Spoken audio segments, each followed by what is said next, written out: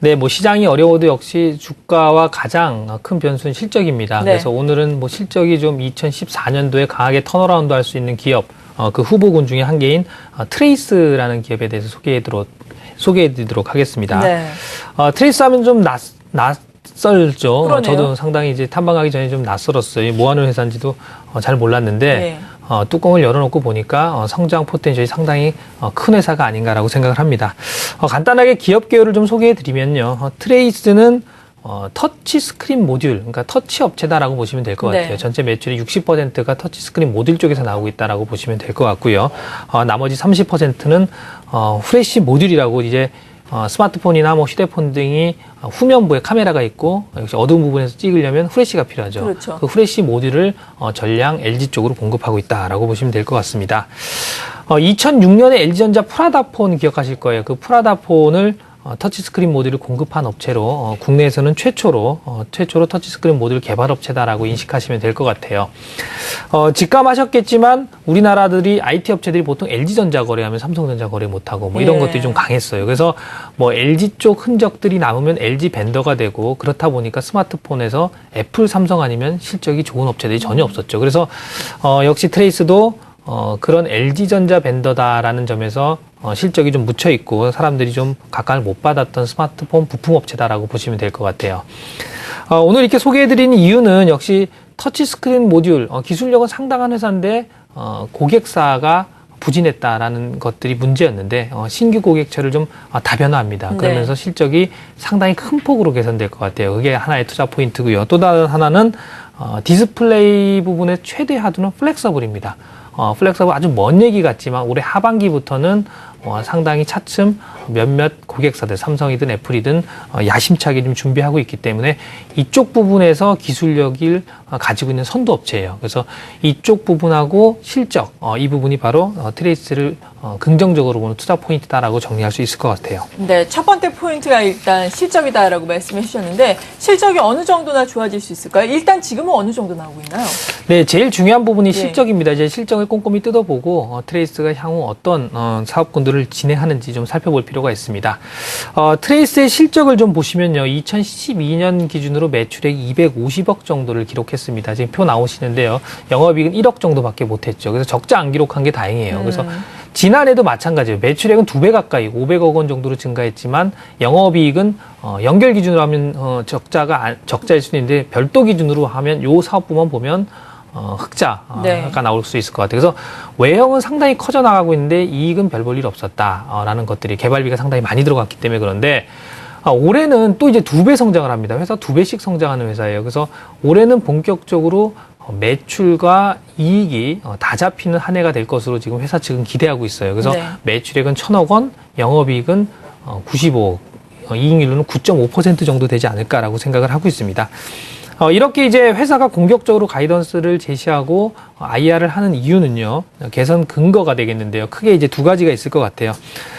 첫 번째는 앞서 말씀드린 대로 LG 쪽에만 특히 이제 LG 디스플레이 쪽인데 LG 디스플레이 쪽만 몰입되어 있다 보니까 이익도 안 나고 매출도 성장에 한계가 있고 그랬는데 고객사를 좀 다변화한다라는 거예요. LG 디스플레이 쪽뿐만 아니라 LG 전자, LG 이노텍, 희성전자까지 범 LG 쪽으로 더 확대되는 겁니다. 그러면 LG 디스플레이 쪽뿐만 아니라 일본 후지츠라든가 유럽향으로까지 나갈 수 있기 때문에 볼륨이 좀 커질 수 있다라는 것들이고요. 국내 최대 스마트폰 업체인 S사 쪽에서도 이제 1분기부터 납품이 가능할 것 같아요. 그래서 이런 부분들이 좀 커져간다라는 것들이 실적 개선의 근간이 될 것 같아요. 두 번째는 매출액의 30% 차지하고 있는 후레쉬 모듈입니다. 후레쉬 모듈 단가가 그렇게 비싸진 않아요. 네. 마진도 크게 나는 것들은 아닌데 이제 고객사가 역시 LG 쪽이다 보니까 탑라인이 제한되어 있었는데 역시 이제 국내 최대 S사 보급형 스마트폰에 공급하기로 했고 초도 오더가 나왔어요. 그래서 아마 1분기부터는 국내 S사 쪽으로 매출이 좀 잡히지 않을까라고 기대를 하고 있고요. 이렇게 되면 이쪽에서만 한 300억 정도 매출이 애드업 될 수 있으니까 지난해 500억, 후레쉬 모듈 쪽에서 300억, 추가적으로 고객사 늘어난 데에서 한 200억 정도 해주면 1,000억이 달성하지 못할 만한 수치는 아니다라고 보시면 될 것 같습니다. 네. 그리고 앞서 두 번째 포인트로 플렉서블 디스플레이와 관련해서 지금 원천 기술을 보유했다라고 말씀해 주셨는데 관련된 기술이 어떤 것들이 있고 경쟁력이 그렇다면 이게 어느 정도나 있는 기술인 건가요? 네, 플렉서블 디스플레이 하면 상당히 이제 꿈 같은 얘기고 디스플레이 쪽에서는 최대 화두입니다. 아주 그렇죠. 먼 얘기인 것 같기도 하지만 아주 멀지만은 않았다는 얘기예요. 이제 벌써 휘어지는 스마트워치들도 나오기 시작했고요. 웨어러블 디바이스들이 나오기 시작하니까 어느 정도의 과도기는 있겠지만 결국 우리가 플렉서블 디스플레이로 간다라는 대전제에는 크게 이견이 없는 것 같아요. 그래서 네. 플렉서블의 진화 과정 그리고 어느 정도 위치에서 어떤 제품들을 상용화를 준비하고 있는지 알아볼 필요가 있어요. 그래서 트레이스 측의 자료들을 좀 참고할 필요가 있을 것 같습니다. 먼저 이제 제가 준비한 자료들을 보시면 플렉서블은 이렇게 진화합니다. 처음부터 이렇게 감거나 뭐 접거나 이런 디스플레이 우리가 생각하는 완전한 플렉서블로 가기에는 아직까지 과도기가 좀 필요해요. 그래서 지금 구부려지는 정도의 휴대폰이 나오거나 또는 약간 벤더블, 약간 이제 구부렸다 폈다 하는 정도가 나올 수 있다라는 이런 1세대, 2세대 과도기가 진행될 것 같고요. 그 네. 과도기 상에서 트레이스의 역할이 있다라고 보는 겁니다. 엣지 밴디드 터치를 트레이스는 원천적인 기술을 갖고 있어요. 이게 어떤 거냐면 지금 화면에 보시는 것처럼 왼쪽에 보통 왼쪽에는 볼륨이나 키 버튼이 있죠. 그렇죠. 키 버튼인데 여기까지 디스플레이가 된다는 거예요. 그리고 측면도 역시 베젤이 없어졌어요. 완벽하게 화면으로 꽉 차고 볼륨 조절도 터치로 한다는 겁니다. 네. 이런 것들이 이제 본격적인 플렉서블로 가기 위한 과도기고요. 뭐 엣지 쪽의 터치, 측면 광고도 일으킬 수 있고요. 인터페이스가 좀 증가하고 역시 디자인 쪽에서 혁신적으로 좋아진다라는 것들입니다. 그렇게 보시면 지금 이제 트레이스의 실제적으로 제품에 적용된 양품 모델인데요. 지금 보통 이렇게 베젤이 이렇게 좌우에 이렇게 크게 나와 있는 것들을 볼 수 있는데 트레이스의 엣지 밴디드 플렉서블을 이용하면 이렇게 꽉 찬 화면을 볼 수 있다라고 보시면 될 것 같습니다. 네, 그렇군요. 플렉서블 디스플레이와 관련해서 엣지 밴디드 플렉서블 기술, 그러니까 양 측면까지 이 플렉서블을 통해서 이 화면으로 활용할 수 있는 기술을 가지고 있다라고 말씀해 주셨는데, 플렉서블 신기술 FLI 터치 패널도 개발을 했다라고 들었거든요. 이건 어떤 기술인 건가요? 네, 명명이 좀 어렵습니다. 네.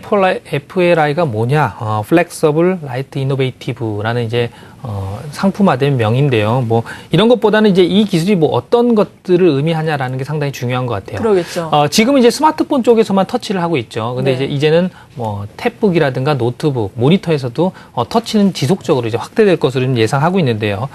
그에 따라서 터치를 구현하기 위해 가장 필요한 필름, ITO 필름. 상당히 중요한 건데요. 역시 인듐이라는 희귀금속에 의해서 일본 업체가 독점하고 있어요. 그래서 역시 ITO 필름 이 시장 커지면 항상 이런 문제가 따라왔기 때문에 신기술들이 많이 개발되고 있는데 FLI도 바로 그런 터치 기술 방식 중에 하나다라고 보시면 될 것 같아요. 메탈 메쉬 방식이에요. 메탈 메쉬 방식이기 때문에 ITO 필름을 쓰지 않아도 된다는 장점이 있습니다. 그러면 단가가 40% 정도 저렴합니다. 그리고 기존 대비해서 두께는 60%, 무게도 67% 정도 혁신적으로 낮출 수 있기 때문에 디자인도 잘 만들 수 있고 싸고 얇게 잘 만들 수 있는 게 바로 네. FLI 터치 기술인데 동사가 이미 개발을 완료하고 하반기 대기업들 중심으로 상용화를 위해서 같이 지금 준비 중이다라고 보시면 될 것 같습니다. 네. 그렇다면 이러한 부분을 중심으로 실제로 실적도 늘어나게 된다면 시장에서 좀 재평가를 받아야 할 텐데 재평가가 언제쯤 이루어지고 그리고 주가는 또 어느 정도까지 자리를 찾아갈 수 있을까요? 네, 주가를 결정하는 주요 요인 상당히 많습니다. 그중에서도 실적이 가장 중요하다고 여러 번 말씀드리는데요. 역시 이제 밸류에이션 지표도 봐야 되고 수익성 지표도 봐야 되고 뭐 부채 비율도 봐야 되고 볼 게 너무 많습니다. 근데 딱 하나 꼽으라고 하면 턴어라운드예요. 주식이 한없이 빠지고 회사가 망할 것 같지 안 좋아졌다가 갑자기 이 회사가 좋아지면 그 밸류에이션은 무시되게 되고요. 그 반면에 주가는 강하게 V자 급등을 하게 되는데 이 회사가 바로 그런 후보군이 아닌가 생각돼요. 트레이스 같은 경우 지난해 10월에 3,500원 정도 고점 이후에 뭐 BW도 발행하면서 실적도 그렇게 좋지 않으니까 주가가 꾸준하게 하락했는데 지금 이제 3,000원대입니다. 주가가 진짜로 1,000억 개 이익률이 뭐 9% 10% 가까이 나온다라고 하면 이 주식 다시 이제 지난해 고점인 4,000원 정도까지 빠르게 회복할 수 있다라고 보고 있어요. 특히 이제 거래선 다변화가 계속해서 확인이 돼야 됩니다. 뭐 국내 S사뿐만 아니라 뭐 LG전자, 뭐 LG이노텍 등등 신규 거래선들이 확인되고 그쪽에서 매출이 올라온다. 이런 것들이 보인다라고 하면 상반기보다는 또 하반기가 더 좋아질 거다라고 생각하고 있습니다. 네. 좀